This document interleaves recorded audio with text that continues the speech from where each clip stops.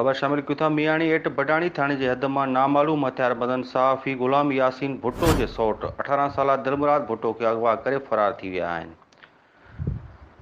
अफ़सोसनाक खबर है मियाणी एट बडाणी थाने जे हद में नामालूम हथियारबंद सहाफ़ी गुलाम यासीन भुट्टो के सौट 18 साल दिलमुराद भुट्टो के अगवा करे फरार थी विया आहिनि। वधिक तफ़सील लाइ के न्यूज़ रिपोर्टर कुर्बान भुट्टो असां सां मौजूद है टेलीफोन लाइन ते। जी कुर्बान, तफ़सील का आगाह कजो। जी बिल्कुल, मां तव्हांखे ॿुधाईंदो हलां। बडाणी मियाणी एट थाणे जे हद मां नामालूम हथियारबंदनि साफ़ी गुलाम यासीन भुट्टो जे सौट 18 साल दिलमुराद खे अगवा करे फरार थी विया आहिनि। इतला मुताबिक़ राति देर सां नौजवान होटल जी मज़दूरी करण बाद शहर खां घर तरफ़ वञी रहियो हुयो त रस्ते मां मुबीना तौरु अगवा थी वियो आहे। मुगवे जे वारसनि साफ़ी गुलाम यासीन भुट्टो ऐं चाचनि पारां अगवा जी तस्दीक कई वई आहे। अहिड़े इतला हद पुलिस मियाणी एट बडाणी खे ॾिनो वियो आहे। अहिड़े इतला बाद नौजवान जे घर में कोराम मची वियो आहे। जी।